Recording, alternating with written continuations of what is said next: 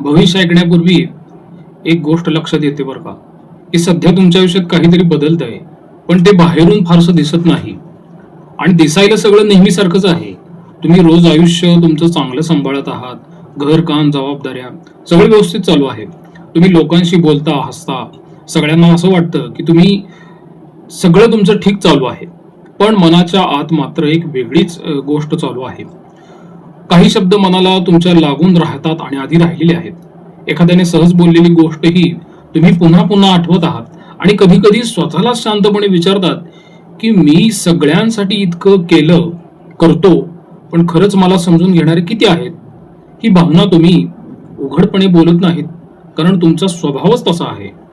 तुम्ही लोकांना आधार देता, लोकांची काळजी पण करता आणि कोणी तुम्हाला दुखवलं असेल ना, तर त्यांना समजून घेता. पण जेव्हा स्वतःचं मन थोडं थकलेलं असतं ना, तेव्हा तुम्ही शांत होता.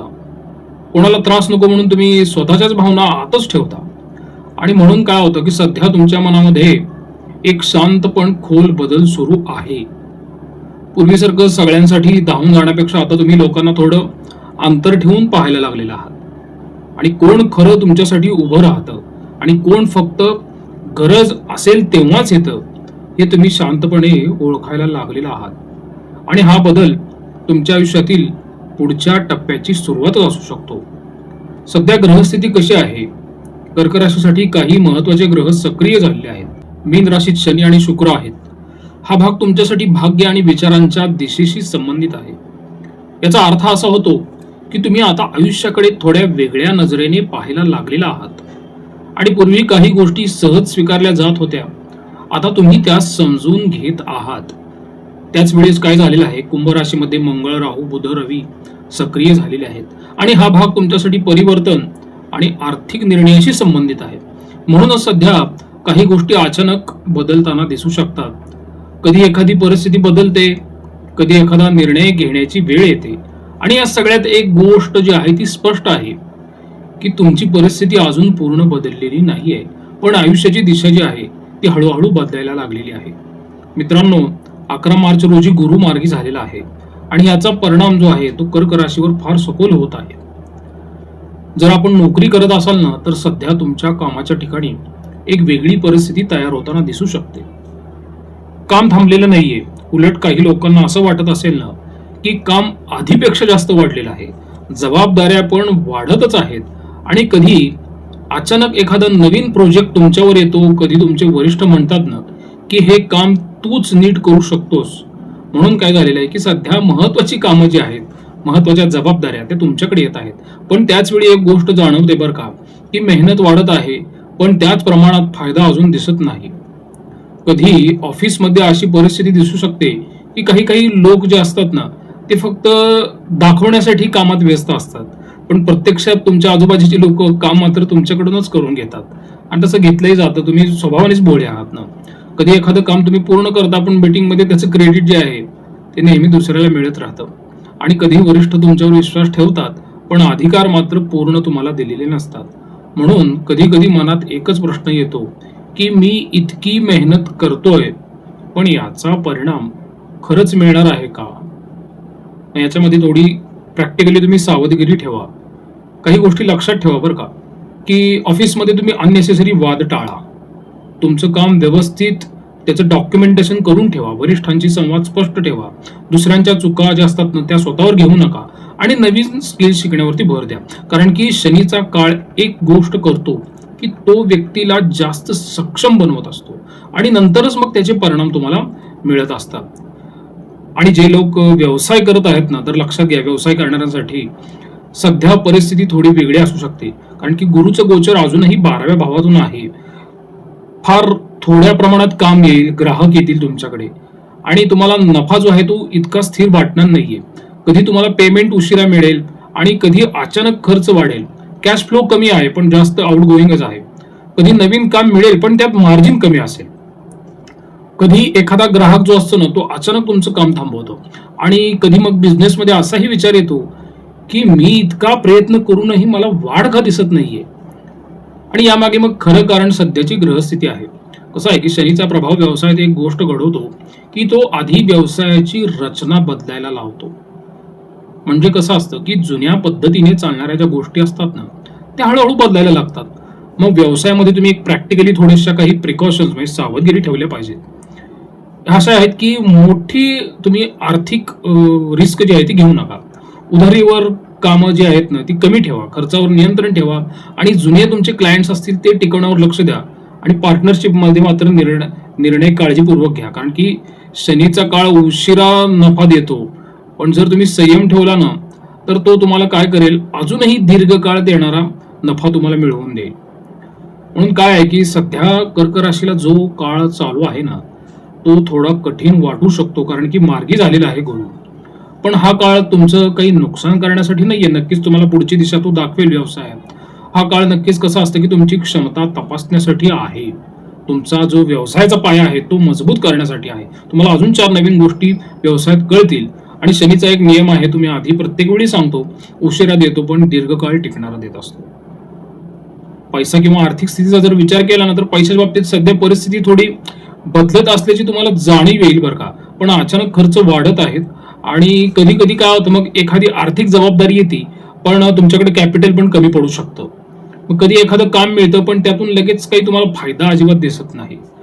मग काही लोकांना असंही वाटू शकतो बरं का की पैसा माझ्याकडे येतो आहे पण तो टिकतोय कुठं ना. पण हा काळ मित्रांनो आर्थिक निर्णयाचा नाहीये.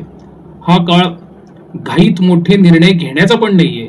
हा काळ खर्चावर थोडं नियंत्रण ठेवण्याचा आहे.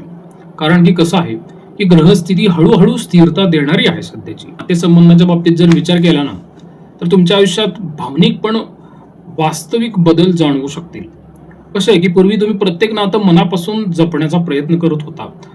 घरातील लोकांची तुम्ही काळजी, त्यांची गरज, त्यांचे प्रश्न हे सगळे तुम्ही स्वतःच्या जबाबदारीसारखं घेत होता. पण कधी घरात एखादी अडचण आली की तर काय होतं की तुम्हीच पुढे होऊन ती सांभाळतही होता. कधी कोणाचा मूड खराब असेल तर तुम्हीच त्यांना समजावून सांगत होता. पण सध्या कधी कधी असं वाटू शकेल बरं का तुम्हाला की तुम्ही सगळ्यांसाठी इतकं केलं किंवा करतही आहात, पण तुमच्या भावना समजून घेण्याचा प्रयत्न जे आहेत त्या घरातल्या व्यक्ती अजिबात करत नाहीत. आणि कधी घरात एखादी गोष्ट बोलली जाते आणि मग तुम्ही फारच शांत राहता आणि पूर्वीसारखे लगेच काही प्रतिक्रिया देत नाहीत. तुम्हाला त्यात आता आवडच राहिलेली नाहीये. समोरचा बोलतो आणि कधी कधी थोडं तुम्हाला ते कठोरही बोलतो, पण तुम्ही फक्त ते आता ऐकून घेता. आणि म्हणूनच काही लोक तुम्हाला विचारतात की आता तुमच्यामध्ये थोडा बदल झालेला आहे आणि पूर्वीसारखं तुम्ही आयुष्य जगत नाहीये आणि तुम्ही इतके शांत का झालेला आहात. म्हणून नातेसंबंधात काय आहे की प्रत्यक्षात तुम्हाला मनामध्ये काही प्रतिक्रिया द्यायच्या असतील तर वेगळीच प्रतिक्रिया तुमच्या मनामध्ये फिरत राहते आणि ती तुम्हाला अस्वस्थ करते. तुम्ही फक्त लोकांना थोड्या वेगळ्या नजरेने आता पाहायला लागलेला आहात, त्यामुळे अशा वेगवेगळ्या प्रतिक्रिया मनात उमटतात. कधी काय होतं, घरात एखादी परिस्थिती अशी येऊ शकते बरं का की तुम्ही एखादी गोष्ट मनापासून केली करतात पण त्याचं कौतुक काही होणार नाहीये. कधी एखाद्या निर्णयात तुमचं मत फारसं विचारात घेतलं जाणार नाहीये आणि कधी तुम्हालाही असं वाटेल बरं का की मी सगळ्यांसाठी उभा राहिले किंवा राहतोय, पण माझ्यासाठी उभं राहणार कोण आहे. म्हणून सध्या तुमच्यामध्ये एक शांत निरीक्षण सुरू आहे. तुम्ही पाहायला लागलेला आहात कोण खरंच तुमची काळजी घेतं हे पाहताय, कोण तुमचं मन समजून घेण्याचा प्रयत्न करतं हे तुम्ही पाहताय आणि कोण फक्त परिस्थितीनुसार जवळ येतं हे पण तुम्ही पाहिलेलं आहे. आणि कधी कधी ही जाणीव थोडी वेदनादायक असू शकेल, कारण की कर्क राशीच्या व्यक्ती ह्या खूप मनापासून नाती जपत असतात. त्यांच्यासाठी नाती म्हणजे फक्त शब्द नसतो, तो एक भावनेचा आधार असतो. पण लक्षात ठेवा बरं का की हे जे काही बदल आहेत ना हे काही नाती तोडण्यासाठी नाही आहेत. हे बदल कशा असतात की खरी नाती कोणती आहेत हे समजण्यासाठी हे बदल झालेले असतात. त्यांना आपण वाद म्हणतो. काही नाती या काळात अधिक मजबूतही होती आणि काही नाती मग ती हळूहळू दूर जातात, ती तुमची नव्हतीच म्हणून समजा. ज्योतिषाचा एक साधा नियम आहे, साधं एक लॉजिक आहे. जे नातं समज, आदर आणि विश्वासावर उभं असतं ना ते नातं मग कुठल्याही बदलाच्या काळात टिकून राहतं. म्हणून कर्क राशीच्या व्यक्तींनी लक्षात घ्या बरं का की सध्या तुमच्या आयुष्यात सगळं अचानक बदलत नाही, पण एक गोष्ट नक्की आहे. ती कुठली की परिस्थिती तुम्हाला हळूहळू नवीन दिशा देत आहे, कारण की गुरु मार्गी झालेला आहे. काही गोष्टी अजून स्पष्ट नाही आहेत, इट्स ओके, पण आतून एक हालचाल तर सुरू झालेली आहे. कुठेतरी सकारात्मकता जाणवते, आशेचा किरण जाणवतोय. आणि अजून एक ग्रहांचा नियम असा आहे की जेव्हा ग्रह योग्य वेळ दाखवतात ना तेव्हा आयुष्यात मग काही गोष्टी अचानक पुढे सरकतात.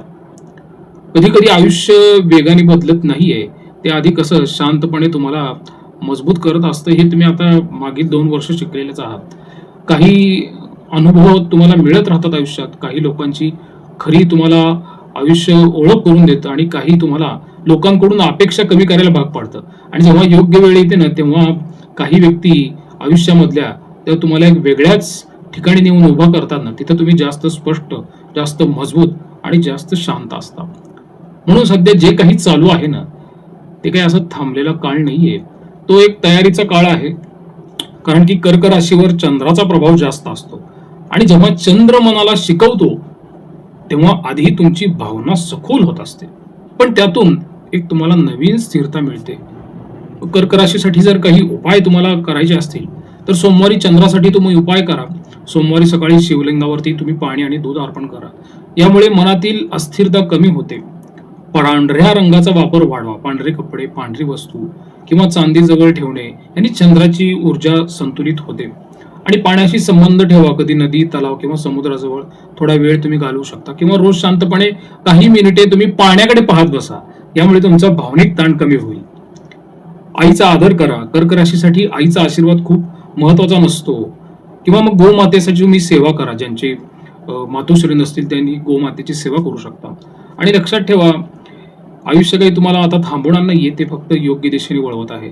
मित्रांनो, 11 मार्च 2026 रोजी गुरु हा मार्गी झालेला आहे आणि तो मार्गी झालेला गुरु तुम्हाला काही अडकलेल्या गोष्टीतून चित्र स्पष्ट करून देईल. तुम्हाला एक वेगळंच मार्गदर्शन तुमच्या आतून तयार करेल आणि तुम्हाला काही निर्णय घ्यायला ते भाग पाडेल. त्यामुळे हा मार्गी झालेला गुरु आहे ना, तो पहिल्यांदा तुमच्या मनात बदल करतो आणि मग आजूबाजूच्या परिस्थितीवरती तो बदल करत राहतो. आणि हा मार्गस्थ गुरु आता मे एंड पर्यंत राहणार आहे. मग पुढं मागं संपूर्ण काल सर्पयोग तयार होईल. शुक्र बदलेल, मंगळ बदलेल. त्यावेळेस मग पुन्हा मी कर्क राशीवरचा व्हिडिओ घेऊन येईल. पण सध्या हे जे मी सध्या तुमच्या मनाचं आणि आयुष्याचे चित्र सांगितलेलं आहे त्याच्यावर तुम्ही चिंतन करा आणि तुमचं स्वतःचं एक प्लॅनिंग वर्कआउट बनवून घ्या की पुढं कसं कसं जायचं आहे. त्यांनी तुम्हाला पुढे निर्णय घेण्यामध्ये नक्कीच मदत होईल. प्रसाद कुलकर्णी, पंढरपूर. श्रीराम.